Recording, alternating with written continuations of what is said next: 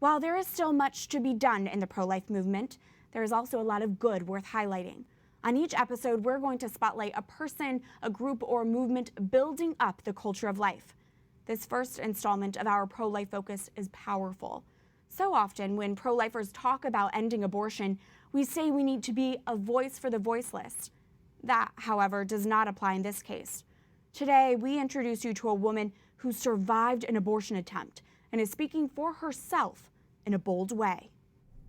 Weighing less than 3 pounds, Melissa Ohden was born beating the odds. She is a survivor of a failed saline infusion abortion. God did have a plan. It's a procedure that injects a toxic salt solution into the amniotic fluid surrounding a preborn child. Cared for by NICU nurses at first, baby Melissa was soon adopted into a loving home. Now, Ohden is a wife and mother, a Catholic convert, and a pro-life advocate, with speeches spanning from pregnancy centers to Capitol Hill.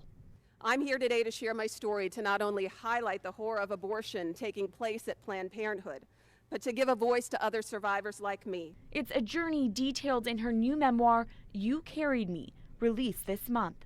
Melissa recounts a series of tough truths, including when she, as a teenager, learned about the abortion attempt on her life. To be 14 years old, it absolutely devastated my life. And I think like so many young people, right, I didn't want anybody else to know how much I was hurting. So Melissa turned to what she calls her unholy trinity of coping mechanisms: bulimia, alcohol, and sex. People often ask me, how did you ever come out of that? And I always say it really wasn't me. It wasn't. It was the grace of God that saved me. And I had to be willing to wake up and every day say, you know what, I'm not going to do that today, right? The focus of the memoir continues onto Melissa's search for her birth mother as she wonders whose blood runs through my veins. She discovers her birth mother was a 19-year-old college student pressured to get an abortion. She thought Melissa had been dead for over 30 years.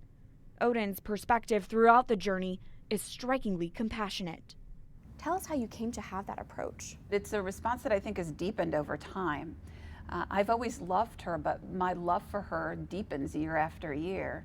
And not just because the circumstances of her life and mine are now different, right? I know the truth about how she was forced into that abortion. But I think the older I get, the more I learn how to love people and respect them for who they are. And I think motherhood has been a bond that she and I can really connect on that level. And it's a love story, right? It's a love story that God wrote and man attempted to rewrite that whole story. And God's story wins in the end. Now, you had finished this book, you had finished your memoir, you were done, and then something happened. And then you met your birth mother for the first time. Tell us about that. Whew. That's where I have to take a deep breath. After everything I've gone through in my life and my healing from it, my tears are not tears of pain, my tears are just tears of incredible gratitude, right? I was not expecting to meet her in the course of the last few months. We have spent years getting to know one another, build trust, uncover secrets together. And so we met face to face for this first time early this summer. And I guess the short version of that would be it was everything I ever could have expected and more. To know that she spent over 30 years of her life believing that I had died at the hospital, how she suffered from immense regret and guilt. And then to have the opportunity to know that her child is alive and loves her and has forgiven her, and then get to meet face to face.